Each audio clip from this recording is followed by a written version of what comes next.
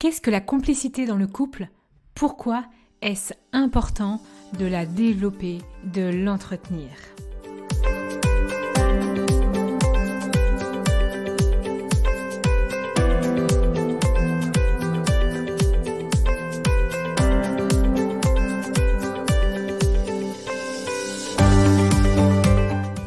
Le podcast Les Chemins du Couple s'adresse à vous que vous soyez un homme ou que vous soyez une femme. Il va vous permettre vraiment de retrouver l'équilibre, la compréhension entre vous et l'autre dans tout ce qui se joue de la relation.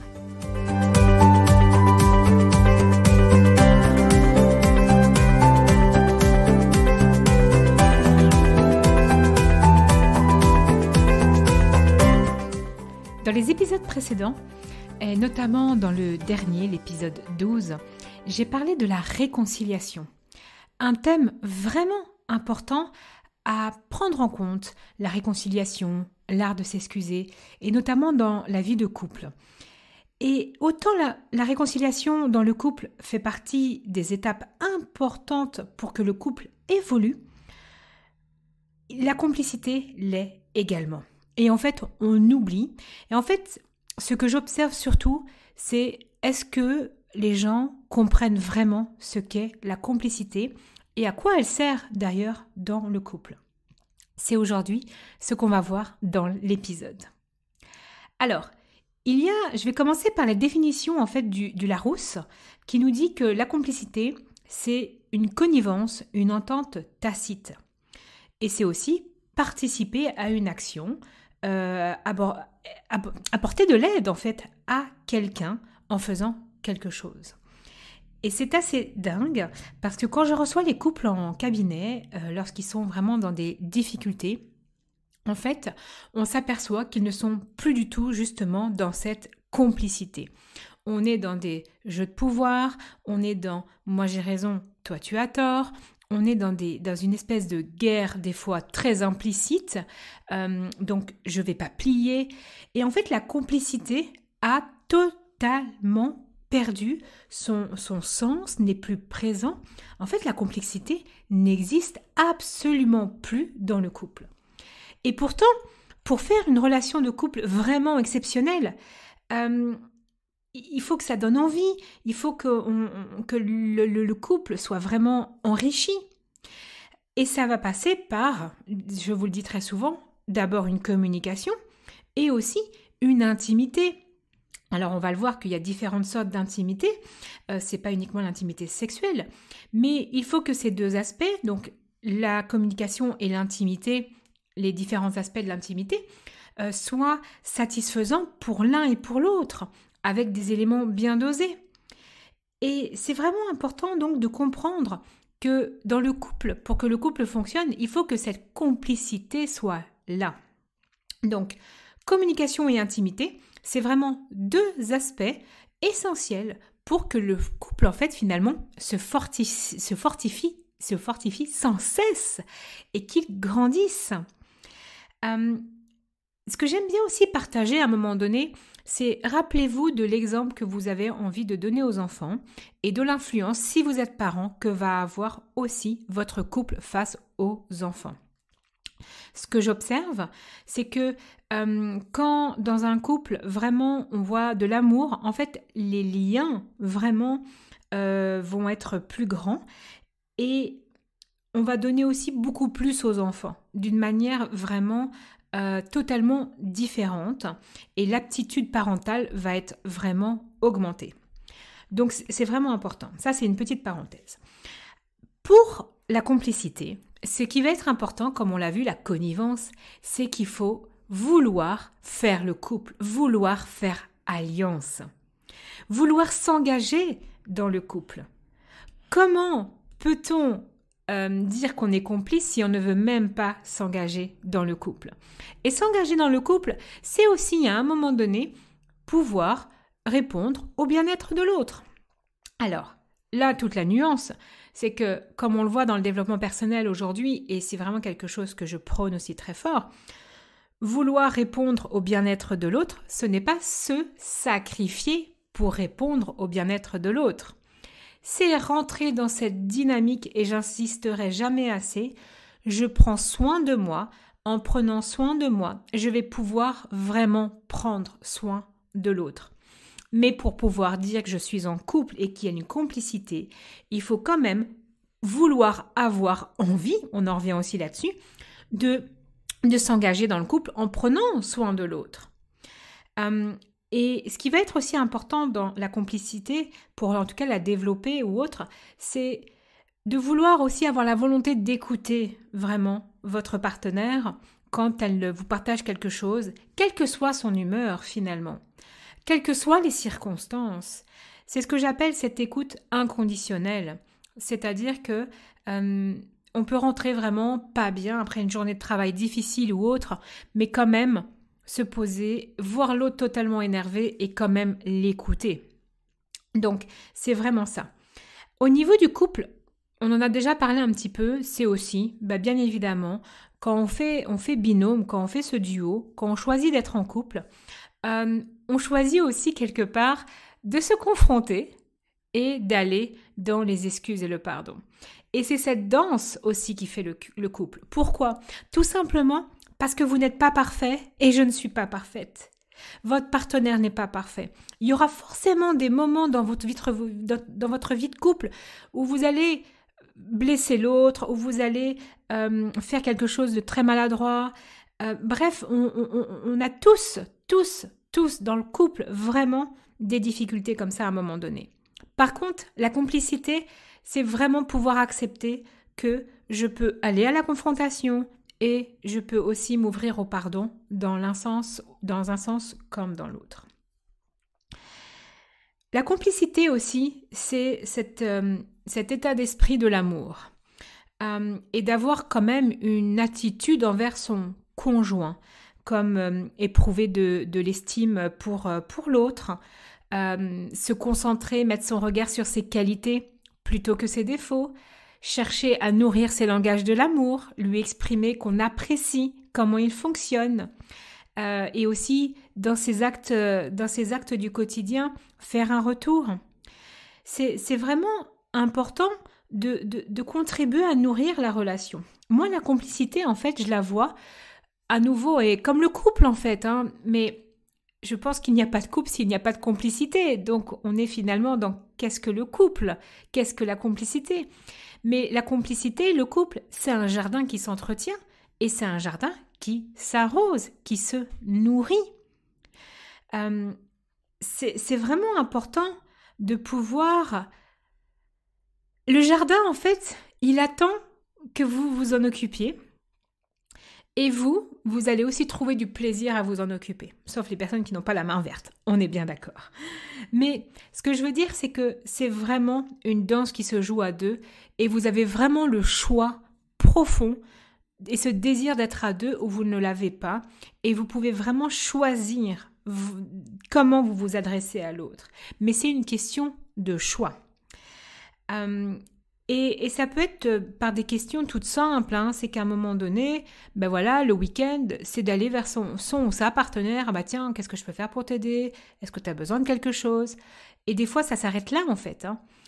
Autant que de prendre 5 minutes le soir pour demander à l'autre comment il s'est senti dans la journée, ce qu'il a ressenti.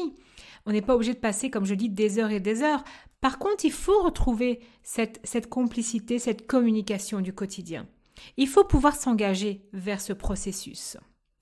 Et c'est sûr que ça sera toujours possible de dire « je n'ai pas le temps ». Ça sera toujours possible de dire on a les enfants, on a le travail ou quoi que ce soit. Mais c'est juste un choix que l'on fait. Et c'est important d'être OK avec ce choix et d'en être pleinement conscient.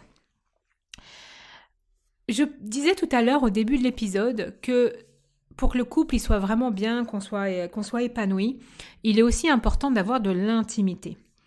Alors, l'intimité, c'est vraiment des ponts où on se connaît, pas où on se rejoint, mais où on se connaît.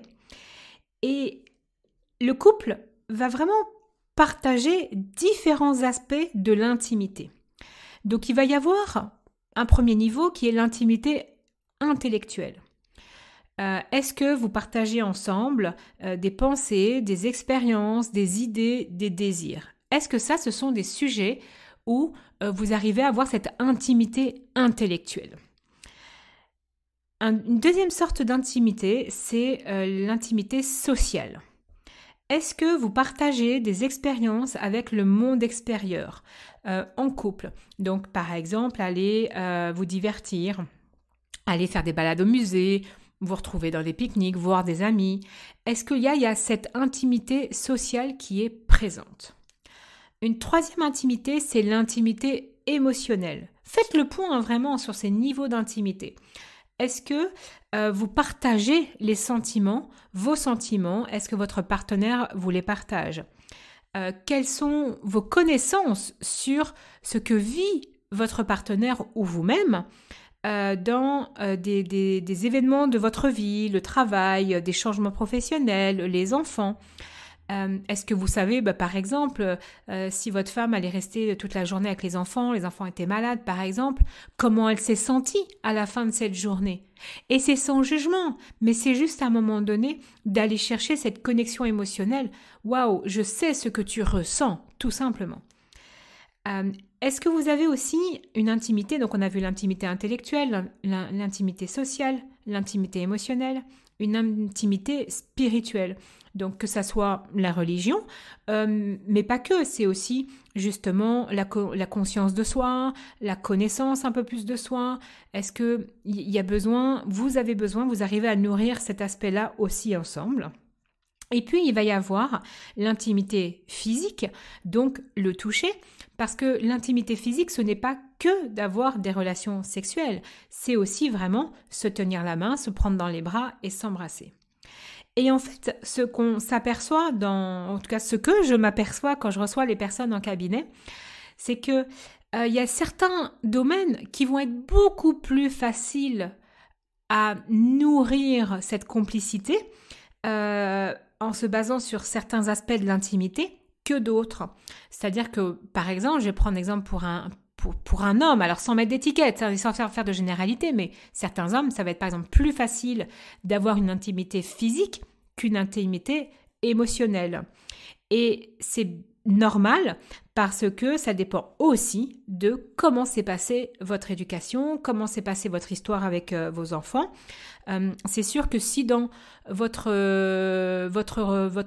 enfance, par exemple, alors je vais prendre par exemple plutôt pour le toucher, alors les personnes qui ont du mal à être touchées et prises dans les bras, par exemple, mais c'est sûr que si dans l'enfance, papa, maman n'ont pas appris à prendre dans les bras, à toucher, à faire des câlins, à ce que ça devienne vraiment un temps agréable, et forcément que dans l'intimité du couple, on va retrouver aussi cette difficulté.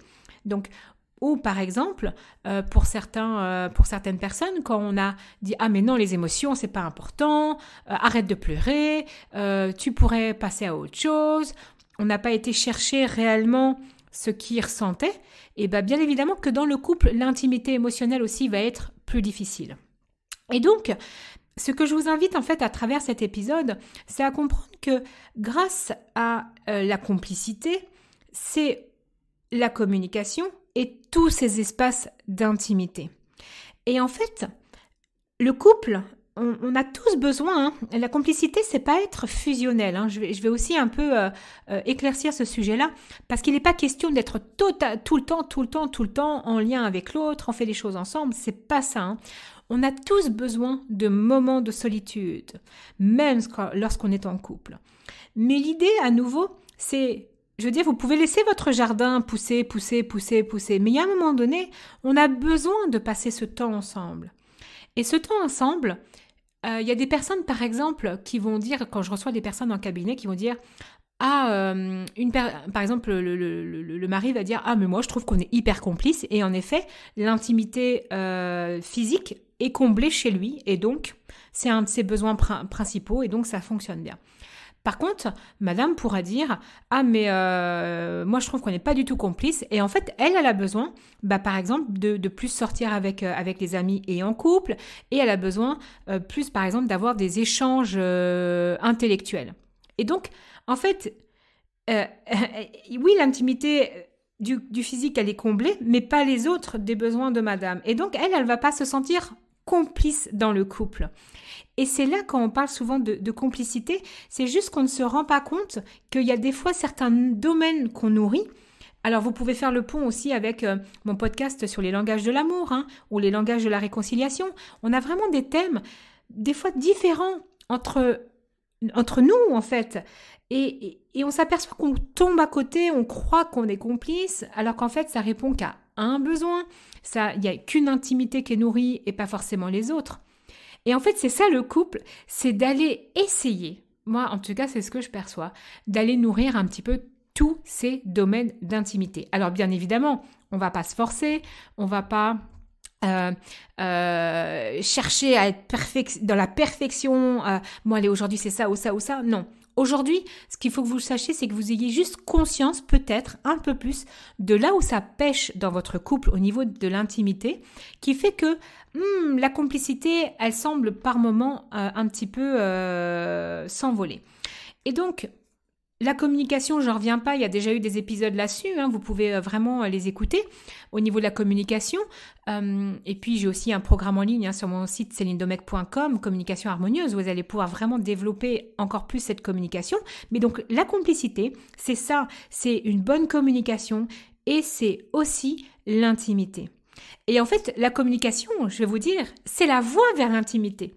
Parce que si je peux lui partager vraiment ce que je ressens d'un profond sentiment, sans me sentir jugée, sans juger l'autre non plus, et vraiment être dans toute cette harmonie, bien évidemment que vous allez développer aussi d'autres aspects de votre intimité.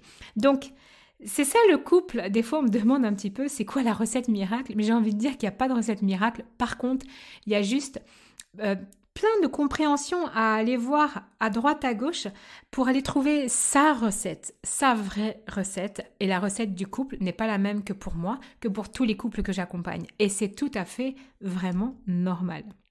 Donc voilà, on arrive déjà à la fin de l'épisode et donc j'avais vraiment envie de vous partager cette petite vision sur l'intimité parce qu'on me pose souvent la question, vraiment, c'est quoi l'intimité?